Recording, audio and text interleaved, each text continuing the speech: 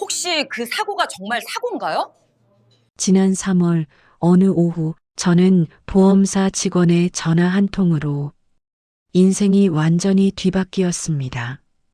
그날따라 날씨가 유난히 맑았어요. 봄 햇빛이 창을 통해 거실을 비추고 있었습니다. 저는 남편의 넥타이를 정리하며 차분한 오후를 보내고 있었습니다. 그때였습니다. 휴대폰이 울렸습니다. 박선옥님, 안녕하세요. 현황 확인차 연락드렸습니다. 고인의 보험금 수령자가 강정희님으로 등재되어 있습니다. 수령자가 저가 아니라는 말에 순간 귀가 먹먹했습니다. 제 손이 떨렸습니다. 미안하지만 다시 한 번만 확인해 주실 수 있나요? 혹시 실수가 있을 수도 있지 않을까요? 보험사 직원의 답은 명확했습니다. 네, 확실합니다. 강정희 주민등록번호 땡땡땡. 2년 전 가입할 때부터 이미 수령자로 지정되어 있었습니다. 저희가 여러 번 확인했으니까요. 의심의 여지가 없습니다. 직원의 목소리에는 미안함과 동시에 확신이 담겨 있었습니다. 2년 전이요.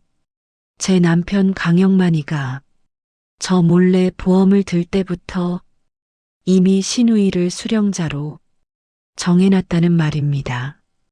그럴 리가요. 남편이가 저 몰래 마음이 철렁 내려앉았습니다. 강영만 67세. 그의 갑작스러운 교통사고 사망으로 3천만 원의 보험금이 생겼고 그 돈이 제 몫이 아니라는 절망적인 현실이 마주쳤습니다. 저는 한참을 말없이 서 있었습니다. 창밖을 보았습니다. 봄바람이 불고 있었습니다. 자목련꽃이 흩어지고 있었습니다. 그 꽃가루들이 제 인생의 파편처럼 느껴졌습니다. 저 박선옥은 지난 40년 동안 남편 강영만의 아내로 살아왔습니다. 그 긴 세월이 정말 길었던 것 같습니다. 1985년 맞선에서 만난 영만이는 처음엔 착한 남자라고 생각했습니다. 엄마 손에 이끌려가던 맞선 자리에서 그는 저를 진심으로 바라봤습니다. 조용하고 차분하고 제 말을 크게 반박하지 않는 그런 남자였거든요. 첫 만남 때 그가 했던 말이 자꾸 떠올랐습니다. 박선옥님이죠? 저는 강영만입니다. 앞으로 잘 지낼 수 있으면 좋겠습니다. 그렇게 정중하고 예의 바르던 목소리. 하지만 시집을 가는 순간 모든 게 달라졌습니다. 혼례를 올리던 날부터 시어머니의 눈빛이 변했습니다. 시어머니는 제가 며느리로서 부족하다고 느꼈고 시누이 정희는 저를 아예 동등한 인간으로 보지 않았습니다. 첫 상견례 때부터 그게 느껴졌습니다. 오빠 아내치곤 공부는 어떻게 해? 저 정도만 했어? 아, 시골 출신이니까. 당연한가. 시골 출신이라 말씨가 좀 그런가? 서울에서는 이런 발음을 안 써. 처음엔 상처받았습니다. 정말 많이요. 밤마다 베개에 얼굴을 묻고 울기도 했습니다. 남편에게 말했습니다. 영만아, 언니가 또 내 앞에서 못 본 척 하셨어. 나한테 뭔가 하신 게 있나? 왜 날 그렇게 무시하지? 남편은 저를 안아줬습니다. 선옥이, 정희는 원래 그런 성격이야. 엄마 때문에 좀 심했던 거야. 신경 쓰지 마. 그렇게 달래줬습니다. 하지만 시간이 지나면서 상처는 습관이 되었고 습관은 당연히 되었습니다. 말하지 않게 됐어요. 상처가 너무 많아서 더 이상 셀 수 없게 됐어요. 그냥 침묵으로 살았습니다. 40년을 그렇게 살았습니다. 아이들을 낳고 기르고 매일 아침밥을 준비하고 밤마다 빨래를 하고 시댁의 모든 명절을 챙기고 제 몫의 인정은 절대 받지 못한 채로요. 명절이 가장 힘들었습니다. 시어머니가 살아계실 때는 더욱 그랬습니다.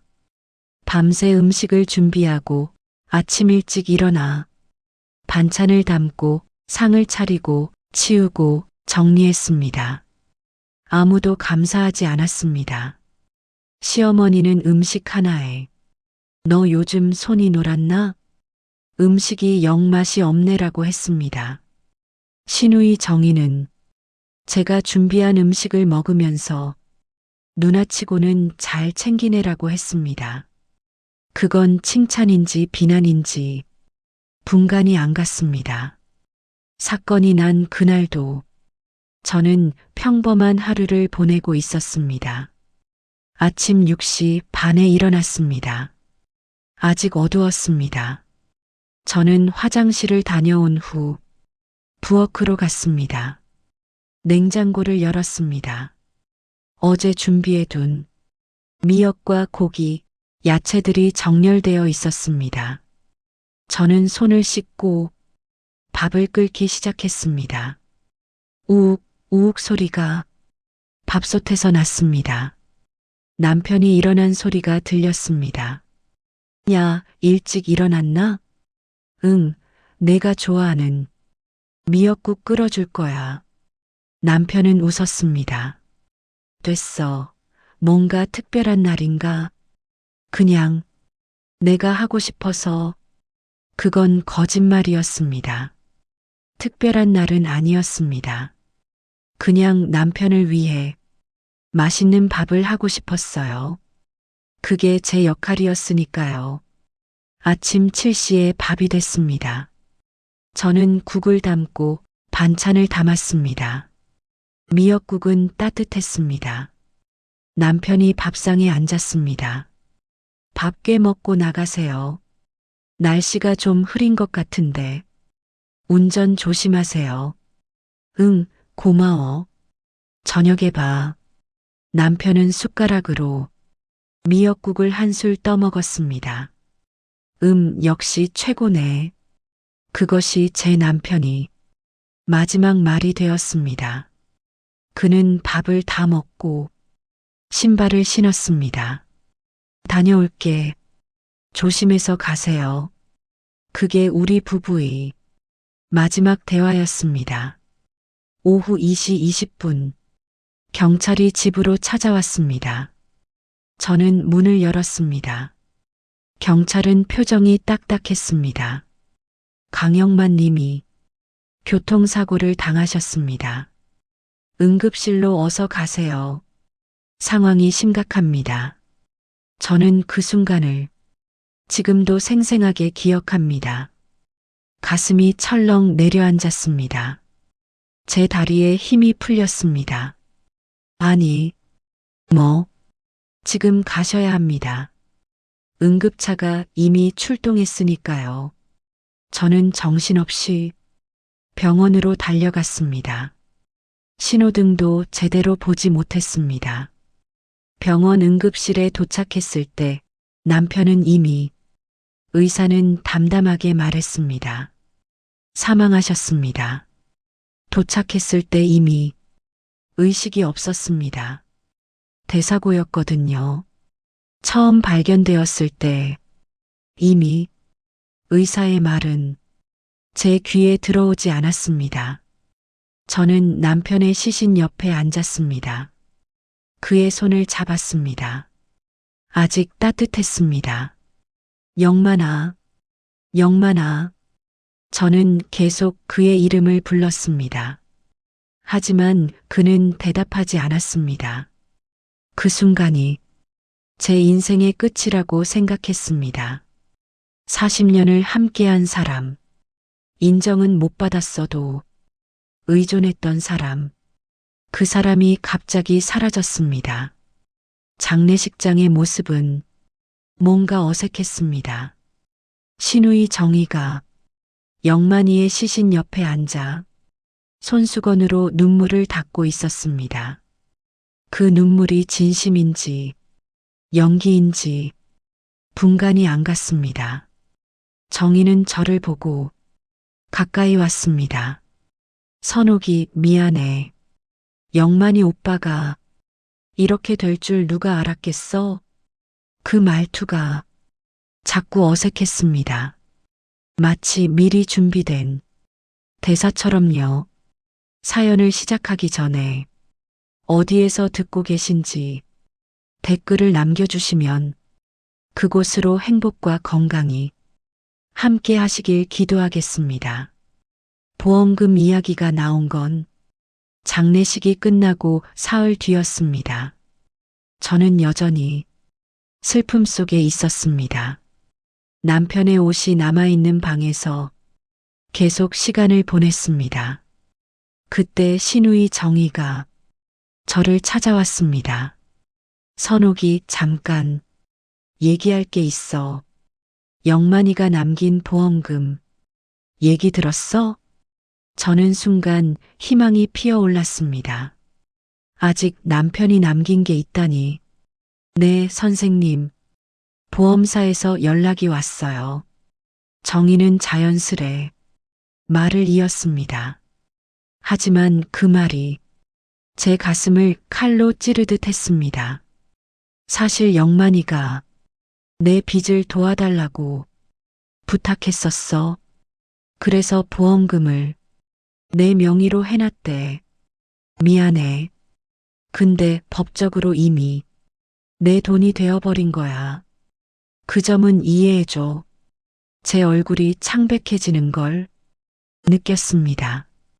온몸에 소름이 돋았습니다. 그게, 언니, 무슨 말씀이세요?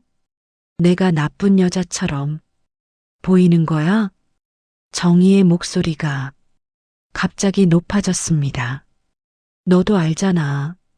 내가 돈 때문에 얼마나 고생했는데. 영만이도 그걸 알고 있었어.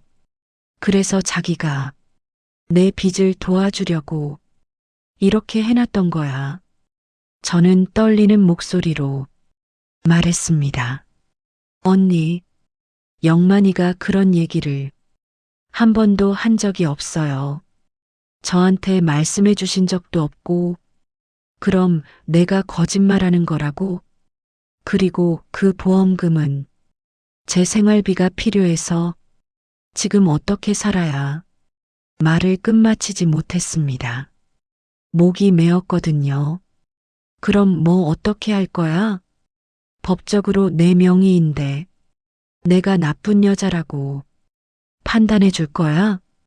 정희는 웃었습니다. 그 웃음이 저한테는 비웃음으로 들렸습니다. 선옥이 난 잘못한 게 없어. 영만이 오빠가 자기 판단으로 해준 거야. 그 점은 명심해. 정희는 그렇게 말하고 떠났습니다. 그 밤 저는 영만이의 옷장을 정리하기 시작했습니다. 한 움큼씩 옷을 들었습니다. 그 옷들에서는 남편의 냄새가 났습니다. 오래된 향수 냄새였습니다. 제 눈에서 눈물이 흘러내렸습니다. 그 와중에 나는 그의 책상 서랍 안쪽에서 한 장의 메모를 발견했습니다. 펜으로 휘갈긴 떨리는 손글씨였습니다. 정희를 조심해. 단 한 줄.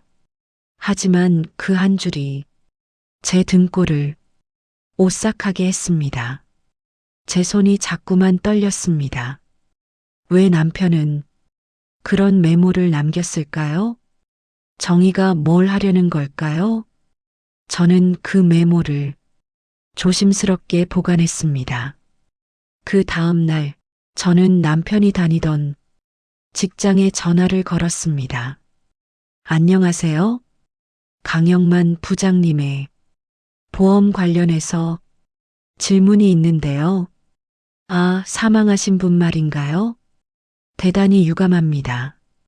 무엇을 도와드릴까요? 네, 그분이 2년 전에 보험을 가입하셨다고 들었는데 혹시 당시에 뭔가 특별한 일이 있으셨나요? 어떻게 갑자기 보험을 들으셨는지 직장 동료가 잠시 생각했습니다. 한참 침묵이 흘렀습니다.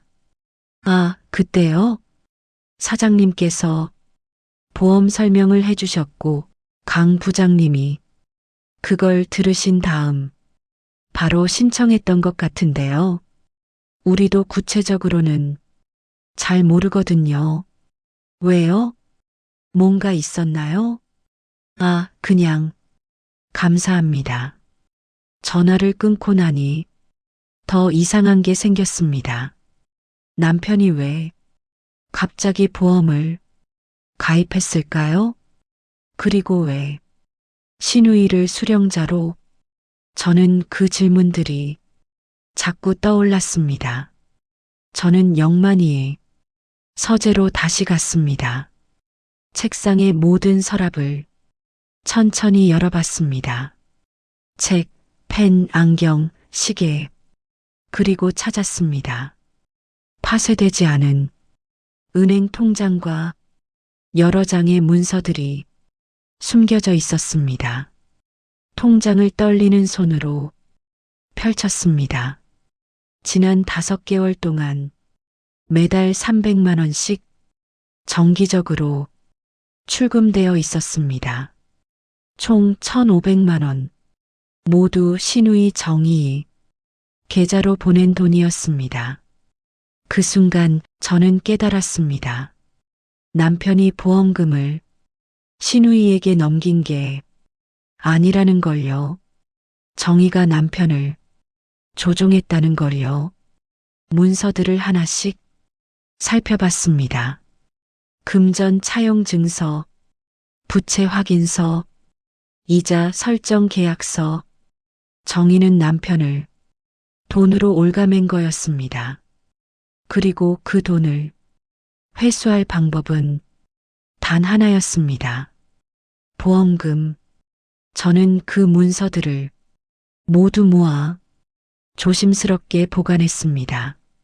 제 가슴이 철렁철렁했습니다. 그리고 다음 날 정희에게 전화를 걸었습니다. 언니, 저 좀 볼 수 있을까요? 뭔가 중요한 게 있어서요. 정희의 목소리가 차가워졌습니다. 뭐 하려고? 또 뭐 할 건데? 그냥 꼭 얘기해야 할 게 있어서요. 시간 내주실 수 있을까요? 알겠어. 내일 3시 카페에서 보자. 우리는 작은 카페에서 만났습니다. 정희는 여전히 자신감에 찼습니다. 뭘 그렇게 많이 들고 왔어? 뭐라고 할 거야? 저는 문서들을 테이블 위에 펼쳤습니다. 정희의 얼굴이 순간 굳었습니다. 핏기가 싹 빠졌습니다. 이건 어디서? 영만이 책상에서요. 언니가 남편한테 돈을 빌렸었네요. 무려 1,500만 원을. 그리고 매달 이자까지 받으셨어요. 정희의 입이 떨리고 있었습니다. 목이 움직였습니다. 그건 내 거야. 내가 영만이한테 빌린 돈이고 그건 우리 사이의 문제야. 그럼 왜 보험금을 언니 명의로 해놨어요? 왜 영만이가 제 몰래 보험을 들었을까요? 정희는 자리에서 일어섰습니다. 의자가 쓰러질 정도로 벌떡 일어났습니다.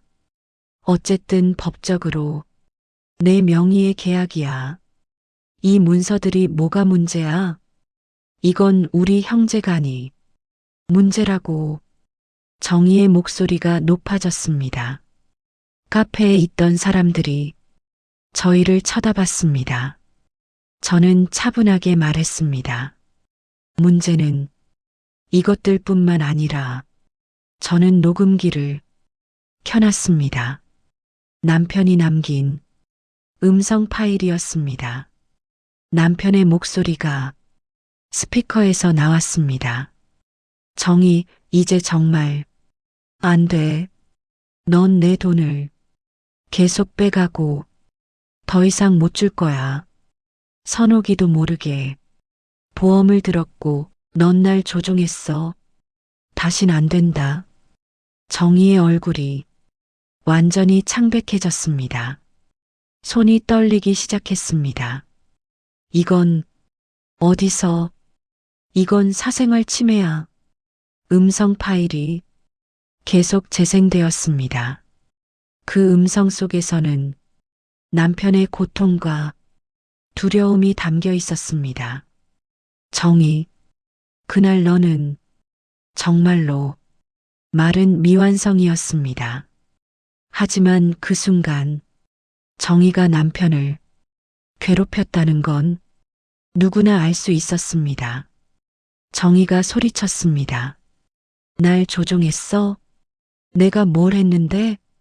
날 자살하려고 했던 건 날 때문이라고. 제 눈이 커졌습니다. 자살? 그렇다면 내가 뭘 했냐고? 언니는 아무것도 몰라도 된다고 생각했었나요? 저는 차분하게 말했습니다. 영만이 사고 직전에 보험을 해지하려고 했더라고요. 회사에 기록이 있어요. 그런데 사고가 났어요. 사고가 나기 5분 전에요. 정희의 얼굴이 완전히 창백해졌습니다. 목이 말라 보였습니다. 그건 왜 영만이는 갑자기 보험을 해지하려고 했을까요? 저는 정희의 눈을 똑바로 봤습니다. 혹시 언니가 뭔가 했던 건 아닐까요? 정희는 일어나 가려고 했습니다. 하지만 다리가 떨렸습니다. 할 말 없어. 이건 내 변호사를 통해 얘기하겠어. 그렇게 하세요. 어차피 법원이 판단할 거니까요. 그 밤 저는 경찰에 신고를 했습니다. 경찰관이 저의 진술을 꼼꼼히 들었습니다. 그리고 3주 뒤 경찰은 사건을 재조사하기로 했습니다. 교통사고 현장의 CCTV 영상을 다시 살펴봤습니다. 그 영상에는 예상 밖의 것이 담겨 있었습니다. 남편의 차가 사고를 나기 5분 전 정희의 차가 남편을 미행하고 있었습니다. 그리고 사고 직후 정희의 차는 현장에 정차했다가 떠나갔습니다. 하지만 신고를 한 건 다른 사람이었습니다. 정희는 일부러 신고를 미뤘던 것입니다.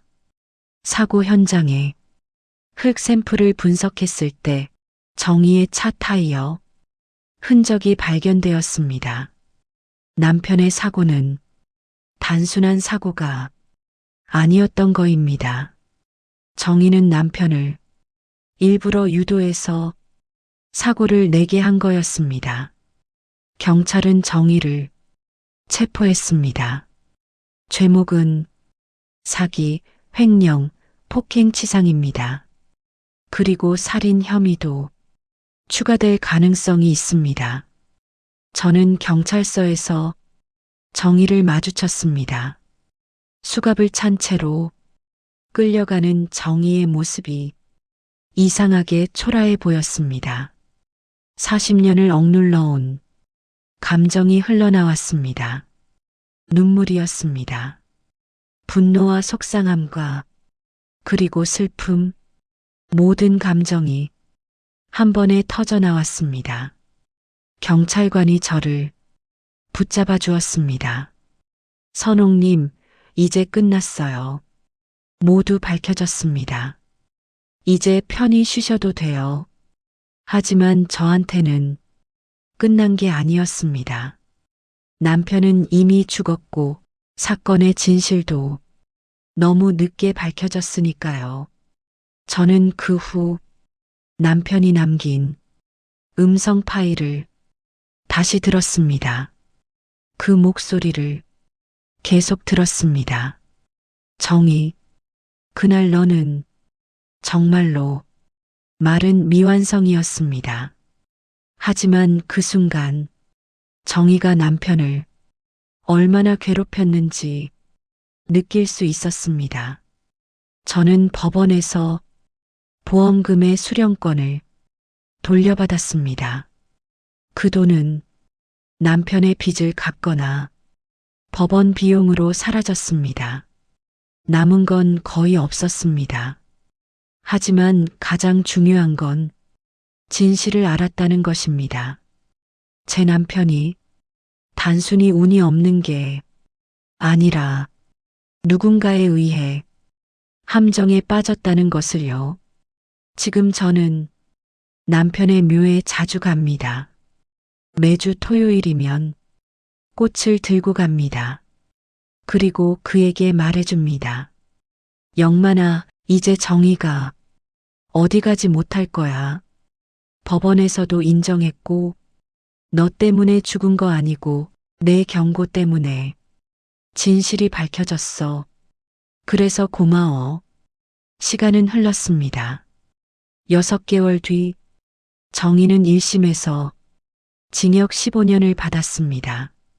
저는 여전히 혼자 살고 있습니다. 40년을 함께한 사람이 갑자기 사라진 후 남겨진 사람이 해야 할 모든 걸 혼자 하고 있습니다. 아침이 되면 밥을 준비해야 하고 밤이 되면 혼자만의 침묵이 있습니다. 하지만 이제는 다릅니다. 억눌린 감정만으로 살지 않습니다. 진실이 제 인생의 주인이 되었습니다. 후회하는 건 제 역할을 못했다는 것 같은 게 아니라 진실을 너무 늦게 알았다는 것입니다. 만약 제가 조금만 더 빨리 의심했더라면 남편은 살아있지 않았을까요?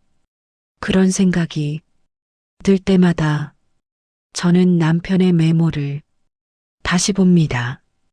정의를 조심해. 그 메모 안에는 남편의 마지막 간절함이 담겨 있었습니다. 저는 지금 그 간절함을 받아 안고 살아가고 있습니다. 남편이 남긴 마지막 메시지처럼요. 더는 누군가를 의존하지 않고 더는 누군가에게 인정받지 않으려고 하지 않고 오직 제 진실만을 따라 살고 있습니다. 그것이 제가 남편에게 할 수 있는 마지막 약속입니다. 이제 저는 제 인생의 주인입니다. 누구도 제 삶을 좌지우지할 수 없습니다. 남편의 죽음을 통해 저는 깨달았습니다. 진실이 가장 큰 힘이라는 것을요.